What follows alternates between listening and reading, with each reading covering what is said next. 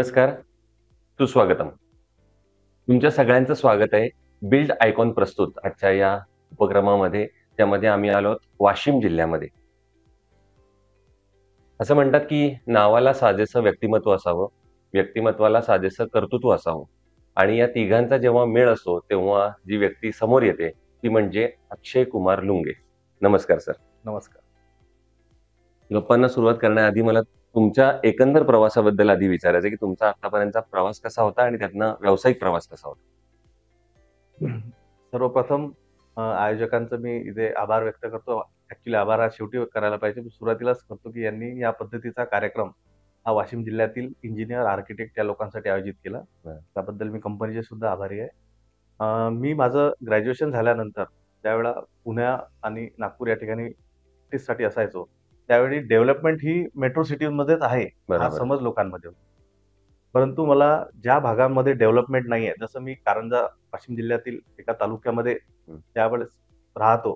त्यामध्ये इथे अनडेव्हलप एरियामध्ये डेव्हलप होण्यासाठी बऱ्याचशा गोष्टी आवश्यक आहे. हे लक्षात आल्यानंतर मी माझं प्रॅक्टिस हे कारंजा लाड आणि अमरावती या ठिकाणी चालू करण्याचा निर्णय घेतला. बरोबर. सुरुवातीला मी माझं 2017 ते 18 ला कारंजा लाड येथे ऑफिस स्टार्ट केलं. बरं. त्या माध्यमातून सुरुवातीच्या काळामध्ये मला बऱ्याचशा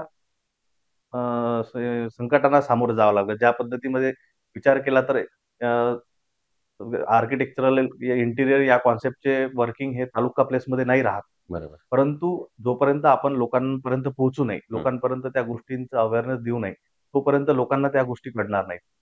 दुसरी गोष्ट त्यामध्ये आली, जर आपण या पद्धतीची प्रॅक्टिस करतोय, तर त्या पद्धतीचा आपल्याला मोबदला मिळतोय का? मोबदला हा सेकंडरी कॉन्सेप्ट झाला, सेकंडरी पार्ट झाला. परंतु आपण समाजाला काही देणं लागतो, या भावनेतून ज्यावेळेस मी प्रॅक्टिसला सुरुवात केली, त्यावेळेस सुरुवातीला एका 1000 स्क्वेअर फीटच्या घरापासून मी ज्यावेळेस वर्क चालू केलं, तेव्हापासून ज्यावेळेस लोकांना conceptual house, theme base house, हो. त्यानंतर कॉन्सेप्च्युअल इंटिरियर आणि थीम बेस इंटिरियर हे कळायला लागलं, तेव्हापासून नंबर ऑफ प्रोजेक्ट्स वाढत गेले. आज आपण या स्थळावर पोहोचत असताना बऱ्याचशा चुकीच्या माध्यमातून पण आपल्या ऑफिसवरती किंवा कामावरती एक आक्षेप घेण्याचा प्रयत्न झाला. बरोबर. परंतु आपण एक काय म्हणता येईल त्याला, एका चांगल्या गोष्टीची सुरुवात केली असल्यामुळे त्याला आपल्याला प्रतिसाद सुद्धा मिळाला. बरोबर. त्यामध्ये आपण आता आपल्या ऑफिसचे रिसॉर्ट, प्रीमियम बंगलोज या पद्धतीचे सगळे प्रोजेक्ट आपण ऑफिसच्या माध्यमातून करतोय. केलं. सेलिब्रेशन हॉलचे प्रोजेक्ट पण या माध्यमातून करतोय. बरोबर. त्या ठिकाणी काम करत असताना 2 गोष्टी मला निदर्शनात आल्या, की लोकांकडे पैसा असून तो योग्य पद्धतीने इन्व्हेस्ट होणं हा सुद्धा एक फार महत्वाचा पार्ट आहे याच्यामध्ये. बरोबर. पैसे तर खूप लोकांकडे आहे, पण ते त्या योग्य पद्धतीनं इन्व्हेस्ट होणं हे तेवढं महत्वाचं आहे. हे इन्व्हेस्ट होत असताना आपल्याला 2-3 गोष्टीचं काळजी घ्यावं लागतं. एक तर तुम्ही ज्या पद्धतीत काम करतात त्यामध्ये तुमच्याकडे स्किल्ड लेबर आहेत. त्यानंतर तिथे योग्य मटेरियल यूज होत आहे का? त्यानंतर मटेरियल जर यूज होत असेल, तर त्याला तुम्ही योग्य ग्रेडचं मटेरियल यूज होत आहे का? बरोबर. या सगळ्या गोष्टी महत्वाच्या आहेत. त्यानंतर ह्या गोष्टी करत असताना आपल्याला पुन्हा 3 गोष्टीचं आणखी लक्ष द्यावं लागतं, की आपण ज्या क्लायंटसाठी आपण हा प्रोजेक्ट करतोय, त्या क्लायंटला त्या प्रोजेक्ट रिलेटेड आपल्याला सुरुवातीला खूप जास्त माहिती आणि खूप चांगल्या प्रमाणात कॉन्सेप्ट देऊन त्यांच्याकडनं क्लिअरन्स घेऊन पुढे जावं लागतं. बरोबर. या पहिल्याच्या काळामध्ये आम्हाला या गोष्टीसाठी फार वेळ द्यावा लागला. क्लायंटला खूप वेगळ्या प्रमाणात समजावं लागलं. परंतु ज्या पद्धतीत प्रोजेक्ट होत गेले, त्यांना दिसत गेल्या या सगळ्या गोष्टी, त्यानंतर ह्या गोष्टी आम्हाला थोड्या कमी झाल्या. आज आपण छोट्या स्केल पासून ते मोठ्या स्केल पर्यंतचे सगळे प्रोजेक्ट करतोय. त्यामध्ये 25,000 स्क्वेअर फीट बंगलो पर्यंतचे, त्यानंतर एकर्स मधले रिसॉर्टचे पण प्रोजेक्ट आपण केले. त्यामध्ये आता लोकांना त्या गोष्टीमध्ये अवेअरनेस आल्यामुळं आपण एका गावाला एक चांगली वळण लावल्यामुळं आता बाकी तिथलं डेव्हलपमेंट त्या पद्धतीत जात आहे. बाकीच्या ग्राहकांना, बाकीच्या इंजिनियर्सला ते गोष्ट मागत आहेत. ज्या गोष्टीमुळं शहराचा सोबत इंजिनियर्स लोकांचा आणि सोबत बांधकाम कॉन्ट्रॅक्टर्स लोकांचा सुद्धा त्यामध्ये सहभाग होऊन त्यांची सुद्धा डेव्हलपमेंट त्यामध्ये होते. बरोबर आहे. क्या बात आहे. हा आत्ताचा प्रवास तुमचा फार मोठा व्यापक होता. आता त्याच्या छोट्या-छोट्या पार्ट्सवर आपण बोलूया. आधी सगळ्यात महत्त्वाचं तुम्ही सांगितलं कॉन्सेप्च्युअल प्रोजेक्ट्समध्ये तुम्ही जास्त कॉन्सेप्च्युअल हाऊसमध्ये तुम्ही बरंच काम केलेलं आहे. इथं जिथं क्रिएटिव्हिटीला सगळ्यात जास्त महत्त्व असतं, त्याला तुम्ही टेक्नॉलॉजीची जोड कशी दिली? आता एआय तंत्रज्ञान लवकरच आलेलं आहे. तर हे तंत्रज्ञान या कल्पक फील्डमध्ये कसं वापरता? नाही, एआय पर्यंत पोहोचण्यात थोडा वेळ लागत आहे. परंतु बरोबर. जे ॲडव्हान्स टेक्नॉलॉजी आहे, ज्यामध्ये सॉफ्टवेअर्स आहेत, 3D मॉडेलिंग आहे, 3D रेंडरिंग्स आहेत, बरोबर. त्यानंतर तुम्ही स्ट्रक्चरली डिझाइन हाऊसेस आहेत. आरसीसी डिझाईन हाऊसेस आहे. या माध्यमातून स्टील डिझायनिंग करून प्रॉपर मटेरियल सेव्ह करून व्यवस्थित प्रोजेक्ट त्या ठिकाणी आपण करतोय. 3D रेंडरिंगच्या माध्यमातून आपल्याला सुरुवातीला प्रोजेक्ट कुठल्या पद्धतीचा होईल याचं क्लिअरन्स येत आहे. ओके. वॉकथ्रूच्या माध्यमातून त्या प्रोजेक्टवरती आपण काय करायला पाहिजे याचा सुद्धा क्लिअरन्स आपल्याला आलेला आहे. बरोबर. त्यामुळे तंत्रज्ञानाचा 100% आपल्याला फायदाच होत आहे. बरोबर. त्याबद्दल काही दुमत त्यामुळे आणखीन एक सर या फील्डमध्ये असं बोललं जातं, की अकुशल कामगार किंवा आपण म्हणतो अनस्किल्ड लेबर राईट. यामध्ये फार मोठा आहे, पण तितकाच धोकादायक पण आहे. बरोबर. तर त्याबद्दल काय सांगाल? त्याबद्दल माझं मत असं राहील सर, जसं तुम्ही एका चुकीच्या डॉक्टरकडल्या ट्रीटमेंटमुळे आयुष्य गमावून बसू शकता. त्याच बरोबर. पद्धतीत इथे सुद्धा लागू होतील. अकुशल कामगार जर तुमच्या साईटवरती वर्क करत असेल, बरोबर. तर तुमचं त्यामध्ये खूप मोठ्या प्रमाणात लॉसेस राहू शकतात. ज्यामध्ये तुम्ही मटेरियल लॉस कॅल्क्युलेट करू शकता. हं. त्यानंतर स्ट्रक्चरल ड्रॉइंग जर प्रॉपर ऑन साइट यूज होत नसेल, तर बरोबर. त्याच्या बिल्डिंगच्या स्ट्रेंथवरती त्याचा इम्पॅक्ट पडू शकतो. टाइम पिरियडवरती त्याचा इम्पॅक्ट पडू शकतो. जो कंप्लिशन प्रोजेक्ट असायला पाहिजे त्याचं टाइम ड्युरेशन वाढते. त्या बरोबर. सोबत आपण त्या बजेटमध्ये पण सुद्धा त्याचा फार मोठा फरक पडतो. पर डे जर एक 2% जरी लॉस असेल, तर ऍट द एंड तो लॉस हा 100% मध्ये होतो. प्रोजेक्टला फार फार महत्वाचा महत्वाचं. त्यामुळे स्किल्ड लेबर हे फार महत्वाचे आहे. बरोबर. ज्याला स्ट्रक्चरली नॉलेज असलं पाहिजे, मटेरियल प्रपोर्शन रिलेटेड नॉलेज असलं पाहिजे. त्यासोबत काम करत असताना टीमला घेऊन काम करता आलं पाहिजे. हे महत्वाचं. नंबर ऑफ माइंडसेट तिथे असतात, नंबर ऑफ लोक तिथे असतात. त्यांना घेऊन काम करणं फार महत्वाचं असते. बरोबर. ते त्याला जमलं पाहिजे आणि त्यासोबत तुम्हाला तुमच्या घरमालकांना आणि तुमच्या इंजिनियर्सला सोबत घेऊन चालता आलं पाहिजे. फार महत्वाचं. हे सगळं टीम वर्क आहे. टीम वर्क आहे. मी काम करतोय, माझ्यासोबत बाकीचे लोक काम करतात. ऑब्व्हियसली मी एकटा काम नाही करत आहे. टीम वर्क टीमच काम करतो. सगळं शेवटी टीम वर्क. त्यामुळे कुशल आणि स्किल्ड लेबर हे फार महत्वाचं. बरोबर आहे. ज्या पद्धतीने तुम्ही आता सांगितलं, की तुमची या फील्डमध्ये एंट्री झाली. तुमच्या सोबत आता तुम्ही सांगितलं, की तुम्ही कॉन्सेप्च्युअलमध्ये जास्त गेलात. तर तुमच्या सोबत आता नव्याने येणाऱ्या तरुण अभियंत्यांना किंवा या सिव्हिल लाईनमध्ये येणाऱ्यांना तुम्ही काय सांगू शकाल? हे फील्ड कसं बदलतंय? नवीन या क्षेत्रामध्ये येणाऱ्या सगळ्या न्यू कमर्सला मी एवढंच सांगू इच्छितो या माध्यमातून, हं. की आपण काम करत असताना सर्वात पहिले तर आपल्याकडे अॅक्युरेसी असली पाहिजे. हं. अॅक्युरेसी, फील्ड अॅक्युरेसी, त्यानंतर तुमची पेपर अॅक्युरेसी, पेपर प्रोजेक्ट असेल बरोबर. अॅक्युरेसी आणि तुमचं बजेट रिलेटेड आणि टाइम रिलेटेड ह्या सगळ्या गोष्टी असल्या पाहिजे. त्यानंतर पुन्हा ज्यावेळेस तुम्ही क्लायंटशी डिस्कस करता, त्यांच्या आयडियाज तुम्ही त्यामध्ये घेता, तर त्या लोकांना त्याच्याबद्दल तुम्हाला खूप प्रॉपर गाईडलाईन देता आल्या पाहिजे. अगदी त्यांना बरोबर. प्रॉपरली समजावून सांगता आलं पाहिजे. हं, हं. जेणेकरून क्लायंट आणि शेवटी तुम्ही डेव्हलपमेंट करत आहात. बरोबर. एका शहराचा विकास करत आहात, एका सोसायटीचा विकास करत आहात. हे विकास करत असताना तुमच्या डोक्यांमध्ये पर्टिक्युलरली ऑफिस हे नसता, आपण एका समाजासाठी, एका गावासाठी आणि एका पर्टिक्युलर डेव्हलपमेंटसाठी काम करतोय, हे लक्षात ठेवून काम करता आलं पाहिजे. जेणेकरून पुढच्या पिढ्या आपल्या सुधारतील. बरोबर. आणि सिव्हिल आणि इंटिरियर आणि आर्किटेक्चरल हे फार व्हास्ट मोठं Field क्षेत्र आहे. बरोबर. तर या प्रत्येक क्षेत्रामध्ये आपापलं प्रत्येकाचं वर्किंग आहे. कुणी कमर्शियलमध्ये वर्किंग करत असेल, कुणी रेसिडेन्शियलमध्ये करत असेल, कुणी बिल्डर कॉन्सेप्टमध्ये करत असेल. तर आपण सोसायटीला किती बेस्ट टू बेस्ट देऊ आणि किती बेस्ट टू बेस्ट द्यायला पाहिजे यासाठी आपण प्रयत्न केले पाहिजे. निश्चित कॉम्पिटिशन मनात न ठेवता आपण जर कॉन्ट्रीब्युशननी काम केलं, तर आपल्याला खूप जास्त बेनिफिट होईल. आणि या क्षेत्रामध्ये माझं तर असं म्हणणं राहील, म्हणजे मी बऱ्याचदा व्यवसाय या क्षेत्रामध्ये सांगतो, की नोकरी मिळवण्यापेक्षा नोकरी देण्यावर जास्त भर जर दिला, तर युवकांचं यामध्ये फार हे राहील योगदान आणि महत्त्वाचं. कॉन्ट्रीब्युशन राहील. बरोबर. तर सर बांधकामामध्ये आपल्याला माहिती आहे, की सळई हा सगळ्यात मोठा पार्ट असतो बरोबर. किंवा जो सगळ्याचा गाभा आहे. तर ही सळई बांधकामामध्ये निवडताना काय खबरदारी घेतली पाहिजे साधारणपणे? सगळ्यात पहिले तर आपण ज्या पद्धतीचं स्टील यूज करतोय, त्या स्टील यूज करत असताना त्याचा आयएसओ मार्क आपण चेक केला पाहिजे, की ते प्रॉपर स्टँडर्डनी झालेलं आहे का. त्यामध्ये यूज होणारे जे इन्ग्रेडियंट आहे, एफई कंटेंट आहे, मॅग्नेशियम कंटेंट, जे कंटेंट आहे ते कंटेंट चेक केले पाहिजे. 500 DI त्या सगळ्या टेक्निकल टर्मिनॉलॉजी, त्यावरती जंग चढला आहे का, न्यू आहे, फ्रेश आहे, आउटडेटेड आहे, आउटलोड आहे. ह्या सगळ्या गोष्टी आपण कॅल्क्युलेट करून बघूनच आपण त्याचं मटेरियल सिलेक्शन केलं पाहिजे. पण त्यातल्या कुठल्या क्वालिटी तुम्ही म्हणजे गुणवैशिष्ट्य आपण म्हणून त्या जसं मेजर बघितल्या पाहिजे? त्याच्यामध्ये आपण जसं 550D आहे, 550D मटेरियल यूज होत आहे का, ओके. त्यानंतर त्याच्यामध्ये एफई कंटेंट किती आहे, ह्या सगळ्या गोष्टी आपण त्यामध्ये त्यातनं बघितलं पाहिजे. स्पंज आयरन किती आहे, ह्या सगळ्या गोष्टी आपण त्यामध्ये बघितल्या पाहिजे. आणि दुसरं, तुम्ही या फील्डमध्ये गेले अनेक वर्ष काम करताय. प्रत्येक क्लायंटची ही एक बेसिक रिक्वायरमेंट असते, की कमीत कमी खर्चात सर्वोत्कृष्ट माझं घर बनलं पाहिजे किंवा माझा प्रोजेक्ट एकदम चांगला झाला पाहिजे. तर यासाठी बेसिक टिप्स काय देता येतील? खूप महत्वाचा आणि चांगला प्रश्न विचारला तुम्ही याच्यामध्ये. याबद्दल माझं म्हणणं असं राहील, की कुठलाही क्लायंट ज्यावेळी कुठलाही आर्किटेक्ट, इंजिनियर किंवा डिझायनरकडे जातो, त्यावेळेस त्याची पहिली रिक्वायरमेंट राहते, की आम्हाला खूप चांगलं असं घर पाहिजे. हो.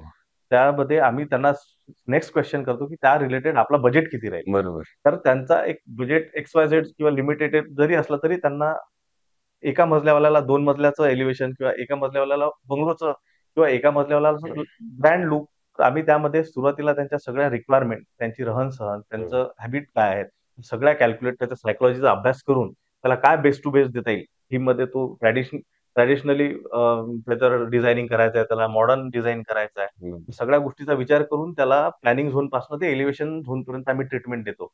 त्या ट्रीटमेंटमध्ये देत असताना त्याचा बजेट सुद्धा त्यामध्ये फार महत्वाचा हं. राहते. त्याचा बजेट किती राहतो, त्यांच्या बजेटच्या अकॉर्डिंगली मग प्लॅनिंग आणि डिझायनिंग आम्ही बरोबर.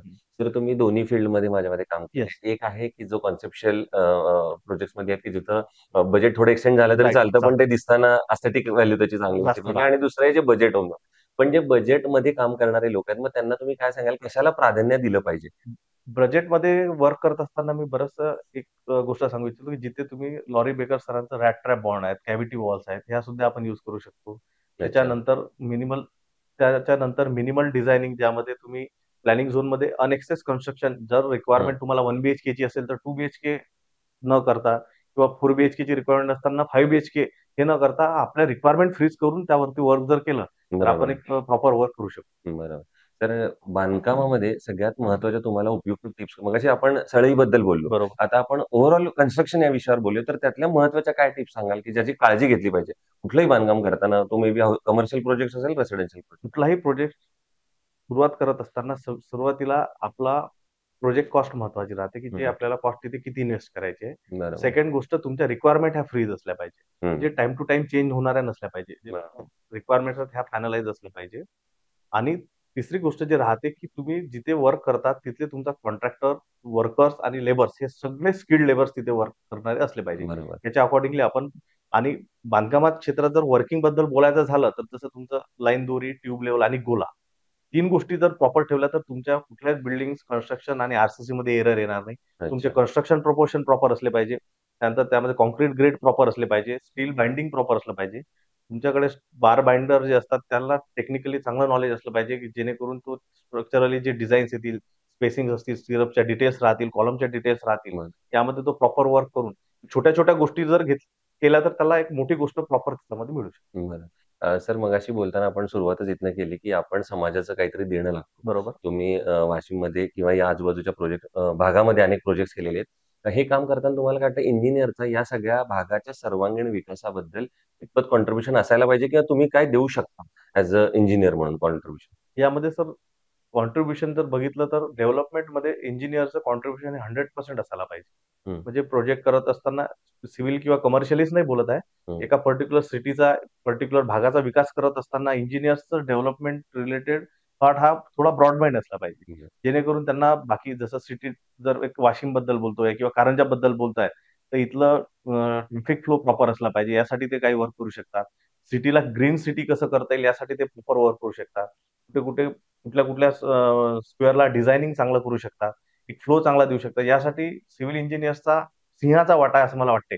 पण बऱ्याच ठिकाणी याची इम्प्लिमेंटेशन ऑन साइट होत नाही. हं, हं. प्रत्येक जण आपला व्यावसायिक दृष्टिकोन ठेवून काम करतोय. प्रत्येक जण आपला कमर्शियल थॉट घेऊन विचार करतोय. बरोबर. त्यामध्ये सोशली विचार करून डेव्हलपमेंटमध्ये जर इंजिनिअर्स लोकांनी तिथल्या तिथल्या असोसिएशनच्या लोकांनी जर इन्व्हॉल्वमेंट दिली, तर गव्हर्नमेंटवर त्याचा जास्त लोड न येता प्रायव्हेट सेक्टर मधले इंजिनिअर्स मिळून सुद्धा शहराचं डेव्हलपमेंट करू शकतात. करू शकतात. बरोबर आहे. आणखीन एक सर मी मगाशी विचारणार होतो, पण आता गप्पांच्या ओघात राहिलं ते म्हणजे या क्षेत्रात येण्यामागं तुमची प्रेरणा कोण होती? काय बघून तुम्ही थॉट बघून हे क्षेत्र निवडलं? या क्षेत्रात येण्यामागचं कारण म्हणजे मी सुरुवातीपासून जेव्हा लहानपणापासून या क्षेत्रामध्ये म्हणजे या फील्डला बघतो, हां. तर माझं लहानपणापासून या क्षेत्राची ज्याला गॉड गिफ्ट म्हणता येईल असंही म्हणू शकतो आपण, बरं. की मी लहानपणी खेळणं सुद्धा घराचेच खेळायचो. अरे म्हणजे घर बापरे! बांधकामापासूनच माझे म्हणजे बरं. असं काही कार वगैरे काही खेळायचं नाही. त्यामुळे अच्छा. असं मला कुठेतरी वाटतं, की आपल्याला वरूनच असं देण आलेलं असावं आहे. ही, बरोबर. की ज्यामुळं या क्षेत्राकडे आलो आणि ज्यावेळेस समज यायला लागली, हं, हं. त्यामध्ये माझ्या डोक्यामध्ये त्याच गोष्टी असायच्या. कुठेही गेलं तर आपण सिव्हिल रिलेटेड, इंटिरियर रिलेटेडच गोष्टी बघायच्या, त्या नोटीस करायच्या. अच्छा. त्याच्यामधून दिवसेंदिवस या डेव्हलपमेंट होत गेल्या. त्यानंतर आपण लोकांना काय बेस टू बेस देऊ शकू. बरोबर. त्यामुळे मग मी सिव्हिल मध्ये माझं ग्रॅज्युएशन केलं. कन्स्ट्रक्शन मॅनेजमेंटमध्ये पोस्ट ग्रॅज्युएशन केलं. बरोबर. नंतर सर्टिफिकेशन हे मी इंटिरियर मध्ये केलं. अच्छा. त्यामुळे all services under one roof या हो, कॉन्सेप्ट हो. मध्ये मी आज 5-6 वर्षापासून काम करतोय. कारण हे कॉम्बिनेशन फार रेअर असतं, की इकडे तुम्ही सिव्हिल पण केलंय आणि इकडे इंटिरियर पण केलंय आणि जेव्हा की दोन्ही फॅसिलिटी फार महत्वाच्या महत्वाचे असतात प्रोजेक्ट. दोघांनी एकमेकांवरती अवलंबून आहे त्या. बरोबर. आपण मगाशी स्किल्ड लेबर किंवा स्किल्ड मॅनपॉवर बद्दल बोललो. आपण गेल्या काही वर्षांमध्ये काही प्रोफेशनल ट्रेनिंग किंवा अशा संदर्भात काही घेतलंय किंवा त्याच्यात काही इंटरेस्ट नाही. त्या कामातनं जमलं की परत एकदा स्पेशल ट्रेनिंगसाठी वेळ देऊ आणि नवीन काहीतरी शिकूया. हो, यामध्ये जसे कुठले वर्कशॉप राहतात, जसं बांबू आर्किटेक्चर आहे, अर्धन आर्किटेक्चर आहे.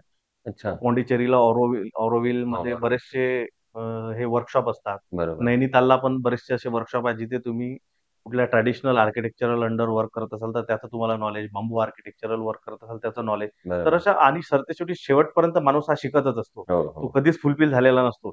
आम्ही पण काही गोष्टी ह्या जरी शिकून आलेलो असलो, पण काही गोष्टी आम्ही आमच्या कॉन्ट्रॅक्टवर, आमच्या साईटवर काम करत असणाऱ्या लोकांपासून पण शिकतो. क्या बात आहे. तर त्यामुळं माणूस हा शेवटपर्यंत हा शिकतच राहतो, प्रोसेसमध्येच असतो लर्निंगच्या. पण असं तुम्ही मला वाटतं. एवढं ओपन हे ठेवलंय, की तुम्ही आता म्हटलं तसं साध्या कॉन्ट्रॅक्टरवरून सुद्धा काही शिकता येत शिकण्यासारखं असलं असतं. असतं. बिलकुल. आणि कारण त्याच्याकडे प्रॅक्टिकल नॉलेज जास्त असतं. प्रॅक्टिकल नॉलेज म्हटल्यापेक्षा त्याचं टाईम मॅनेजमेंट आहे, त्याचं मॉर्निंगचं शेड्यूल आहे. बरं. या छोट्या-छोट्याच गोष्टी आहेत, पण आपल्यासाठी फार महत्त्वाच्या राहतात. बरं. सर एक दुसरा प्रश्न असा एक विचारायचा आहे, की ओव्हरऑल इंजिनिअरिंग किंवा या सिव्हिल लाईन बद्दल भविष्य काय बघता तुम्ही या सगळ्याचं? सिव्हिल आणि कन्स्ट्रक्शन आणि इन्फ्रास्ट्रक्चर या हो. रिलेटेड एकच म्हणजे जगाच्या हिशोबाने किंवा डेव्हलपमेंटच्या हिशोबाने बघितलं तर बरोबर. फार व्हास्ट असं क्षेत्र आहे. हं. मॅक्झिमम कॅपॅसिटी आणि मॅक्झिमम फ्लो असणारं एक क्षेत्र आहे, ज्याच्यामध्ये आपण होत्याचं नव्हतं करू शकतो, शून्याचं विश्व निर्माण करू शकतो. क्या बात आपल्यासमोर आहे. आज दुबई देश बघताय तुम्ही. हो. मागच्या काही वर्षाआधी काही नसताना आज इन्फ्रास्ट्रक्चर डेव्हलपमेंट, कन्स्ट्रक्शन आणि रिअल इस्टेट हं, या हं. सगळ्या पॅरामीटर्सच्या माध्यमातून आज कुठल्या स्तरावर गेलेला आहे. त्यामुळे आपल्याला हे निश्चितच सांगू शकतो, की हे क्षेत्र या क्षेत्रामध्ये भविष्य आहे. या क्षेत्राला लोकांनी फार मोठ्या लेव्हलवरती न्यायला पाहिजे. नक्की. सर क्षेत्र फार मोठं आहे, विस्तारणारही आहे, बरोबर. डेव्हलपमेंट फार जोरात चालू आहे. पण एकीकडे आपण म्हणतो एसी-पीसी वाले जॉब्स जिथं आहेत आणि एका ऑफिसमध्ये बसून निवांत काम करायचं आणि तुम्हाला आवड होती म्हणून तुम्ही या फील्डमध्ये आलात.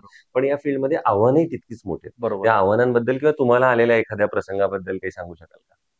यामध्ये सर सुरुवातीच्या काळामध्ये कुठलाही ज्यावेळेस प्रॅक्टिशनर स्टार्ट करतो प्रॅक्टिस, त्याला समाजामध्ये किंवा त्याच्या गावामध्ये, त्याच्या शहरामध्ये तुम्हाला स्वतःची आयडेंटिटी निर्माण करत असताना तुम्ही बाकी लोकांपेक्षा किंवा बाकींपेक्षा वेगळे काय आहात किंवा तुम्हाला for example XYZ fee structure तुमचं जर देत असेल, तुम्ही ते फी स्ट्रक्चर का देताय हे सुरुवातीला बघितलं पाहिजे. बरोबर. एखादी गोष्ट जर तुम्ही त्यांच्याकडनं घेता तर त्याला काय देत आहात हेही फार महत्वाचे आहे. त्यामुळे आव्हानं तर भरपूर आले आहेत, एक्सप्लेन करायला भरपूर आहे. हो, हो. परंतु वेळेचं हे असल्यामुळे मी एवढंच सांगेल, की भरपूर आव्हानांना सामोरे जाऊन तुम्हाला जावं लागेल. काही बरोबर. गोष्टी शांत राहून आपल्या समंजस्यपणानं अवेअरनेससाठी करावं लागतं. या गोष्टी लक्षात ठेवूनच आपण पुढे काम केलं. क्या बात. सर तुम्ही आजपर्यंत अनेक प्रोजेक्ट्स कंप्लीट केलेले आहेत. यामध्ये आयकॉन स्टील च्या सळईंचा वापर कधी केला आहात का? किंवा त्याबद्दल काही सांगू शकाल? हो, आयकॉन स्टील सळई मॅक्सिमम 90 प्रोजेक्ट्समध्ये माझ्या आयकॉन स्टीलच यूज होते. क्या बात. त्याच्या मागचं कारण म्हणजे हा ऑर्गनाइज प्रोग्राम आहे म्हणून नाही सांगत आहे. हं. या स्टीलच्या ग्रेड्स, त्यानंतर मटेरियल क्वालिटी आणि मटेरियल प्रपोर्शन या सगळ्या गोष्टी मागच्या काही वर्षापासून किंवा पुढे ॲज इट इज चालल्यात. यामध्ये कुठलेही चेंजेस नाही आहे. स्टील क्वालिटी प्रॉपर आहे. मी प्लांट व्हिजिट पण यांची केलेली आहे. अच्छा. सर्व्हिस खूप चांगली आहे. आमच्या इथले जे डिस्ट्रीब्युटर आहेत, हो. गजानन भाऊ परांडे, वैष्णवी हार्डवेअर यांचं लोकांच्या सोबत कम्युनिकेशन चांगलं आहे. अच्छा. त्यासोबत तुमच्या मटेरियल ज्या आयकॉन स्टीलच्या मटेरियल क्वालिटी खूप चांगली असल्यामुळं लोकांना जास्त म्हणजे ऍडव्हर्टाइजमेंट पेक्षा क्वालिटीवर जास्त लक्ष बरोबर आहे. क्वालिटी आणि सर्व्हिस या दोन गोष्टी फार महत्वाच्या आहेत. त्या भेटत आहेत. त्या भेटत आहेत आयकॉन स्टीलकडून. त्याबद्दल पुन्हा एकदा सर तुमचे मनापासून आभार की तुम्ही आज आमच्या निमंत्रणाला मान दिलं, तिथं आलात, इतक्या मनमोकळ्या गप्पा मारल्यात आणि माझ्या मते मला सांगावंसं वाटेल की कन्स्ट्रक्शन सारख्या फील्डमध्ये असून सुद्धा आपण काहीतरी समाजाचं देणं लागतो. आपण त्यांना काहीतरी दिलं पाहिजे आणि या फील्डमध्ये अमर्याद संधी आहेत. त्याच्यात फक्त तुमची क्रिएटिव्हिटी, कल्पना ही तुम्ही चालू ठेवली पाहिजे. हे होते अक्षय कुमार लुंगे. धन्यवाद.